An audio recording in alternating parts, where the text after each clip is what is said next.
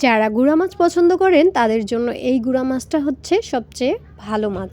যেহেতু এই মাছটা গুড়া মাছ অনেকেই পছন্দ করেন কিন্তু কোটার জন্য খেতে পারেন না, কোটার ঝামেলা। তো এই মাছটা কিন্তু কোটাকুটির কোনো ঝামেলা নাই, এটা সহজেই ধুয়ে এভাবে রান্না করা যায়। আর এইভাবে যদি গুড়া মাছটা রান্না করেন এটার স্বাদ কিন্তু দ্বিগুণ বেড়ে যায়।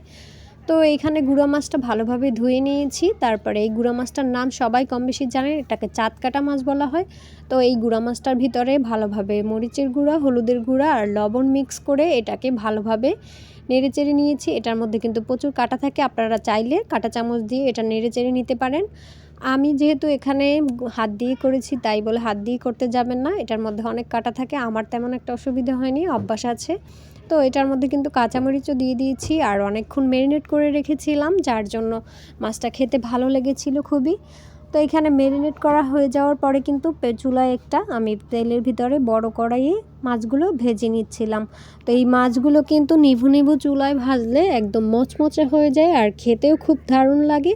তো আপনারা যারা গুঁড়া মাছ পছন্দ করেন তারা এই চাঁদকাটা মাছটা এনে ভেজে খেতে পারেন, এটা কিন্তু খেতে খুবই দারুণ লাগে। তো আমার রান্না তো একদম শেষ হয়ে গেছিলো। আমার এখানে 1 কেজির মতো মাছ ছিল, যেগুলো ভাজতে অনেক টাইম লেগেছিলো।